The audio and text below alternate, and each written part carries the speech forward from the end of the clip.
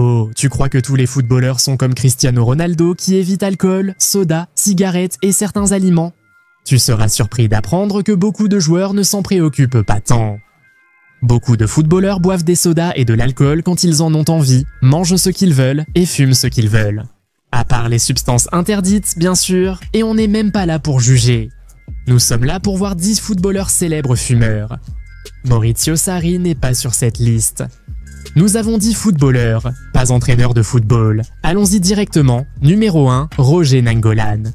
Nainggolan se moque totalement de l'opinion des autres, aucun souci. Il fume et il n'a jamais eu l'intention de le cacher.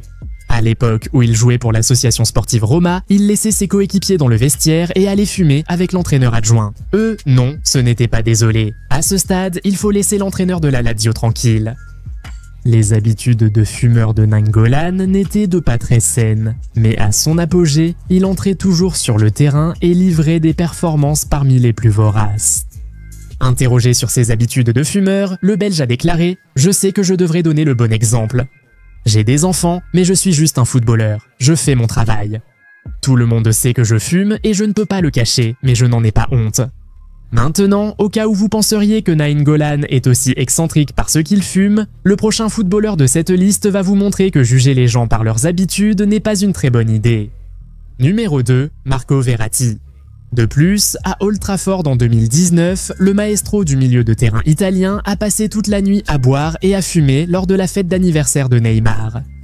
Il a terminé le match contre United avec le plus de ballons touchés, la meilleure précision de passe et le plus de fautes subies. Cela a stupéfié Julien Lorenz de voir comment Verratti parvient constamment à réaliser de telles performances. Numéro 3. Mario Balotelli. Est-ce que Mario Balotelli a déjà, ne serait-ce qu'une seconde, semblé être le genre de gars qui se souciait ne serait-ce qu'un peu de ce que pensaient les autres? Il a été vraiment malmené par les médias anglais lorsqu'il a été surpris en train de fumer pendant sa période de 17 à Liverpool, mais cela ne l'a pas arrêté.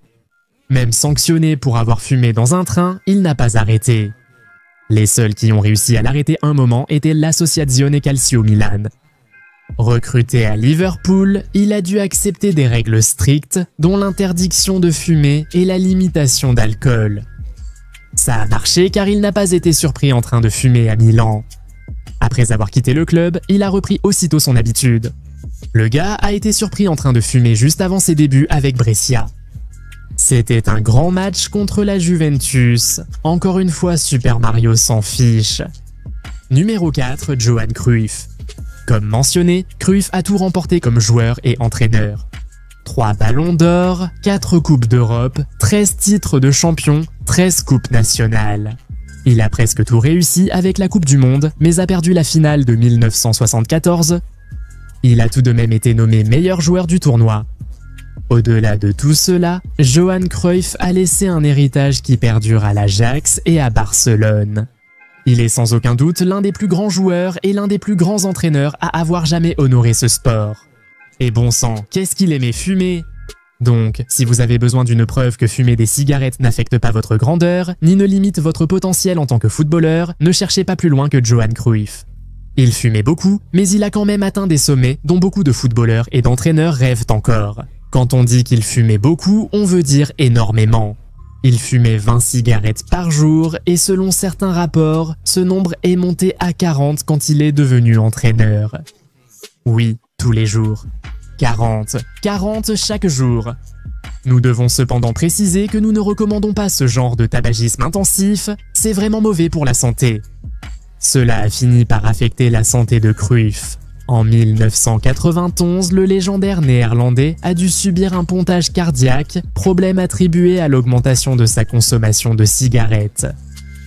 Numéro 5, Fabien Barthez. Si tu es trop jeune, tu ne connais peut-être pas ce gars qui a pris sa retraite en 2007. Mais écoute, Barthez est une véritable légende. Le gardien français a mené la France en finale de la Coupe du Monde 2006, il aime aussi fumer.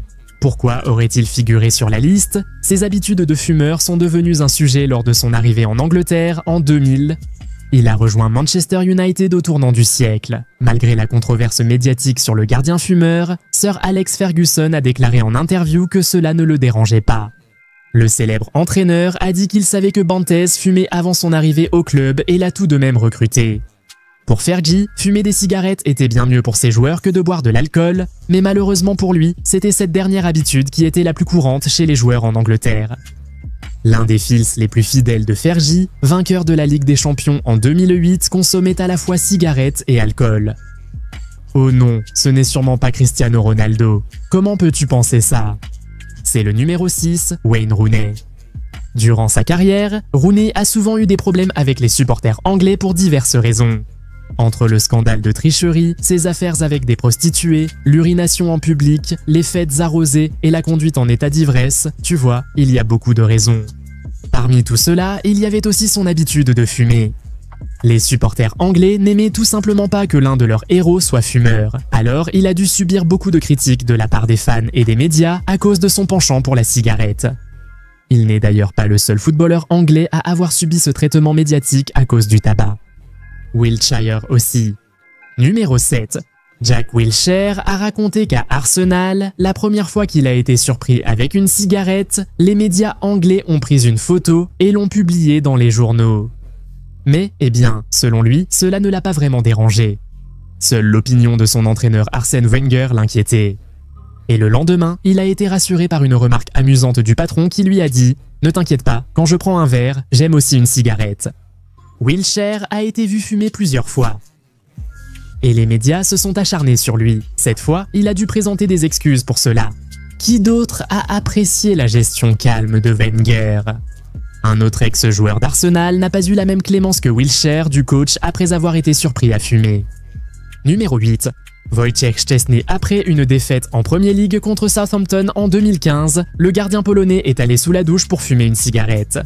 Quelqu'un l'a surpris et signalé à l'entraîneur qui l'a ensuite sanctionné. Mais cela ne s'est pas arrêté là, Szczesny a aussi été écarté de l'équipe première et cette défaite contre Southampton a été son dernier match de Premier League avec Arsenal. Quoi qu'il en soit, l'actuel gardien de la Juventus a eu l'honnêteté d'admettre qu'il a été sanctionné non seulement parce qu'il fumait, mais surtout parce qu'il fumait dans le vestiaire, que l'entraîneur avait déjà déclaré comme une zone non-fumeur. Wenger savait déjà qu'il fumait, mais cela n'avait jamais été un problème. Cela n'est devenu un problème que lorsque le joueur a enfreint sa règle. Et ce n'était pas non plus l'intention de l'entraîneur de l'écarter définitivement de l'équipe première. C'est simplement que son remplaçant, David Ospina, était en bonne forme et donc Szczesny n'a jamais pu retrouver sa place dans l'équipe. Comme la situation actuelle avec Ramsdale et Lino, mais sans cigarette. Numéro 9, Ashley Cole. Ashley Cole appréciait aussi fumer, mais est devenu un footballeur très accompli. En fait, beaucoup le considèrent comme l'un des meilleurs à son poste de tous les temps. Il a été salué comme l'un des meilleurs arrière-gauche par son ancien coéquipier Emile Heskey, qui l'a aussi qualifié de gros fumeur. Selon certains rapports, son habitude de fumer aurait contribué à son départ de Chelsea en 2014. José Mourinho, alors entraîneur du club, détestait la cigarette et n'a pas réussi à convaincre Cole d'arrêter. Et cela a en quelque sorte créé une fissure dans leur relation. Cela et d'autres raisons ont poussé la légende à quitter le club à 33 ans. Numéro 10. Jean-Louis Buffon. Numéro 10. Jean-Louis Buffon. Nous finissons cette liste avec une autre légende du football, souvent photographiée en train de fumer.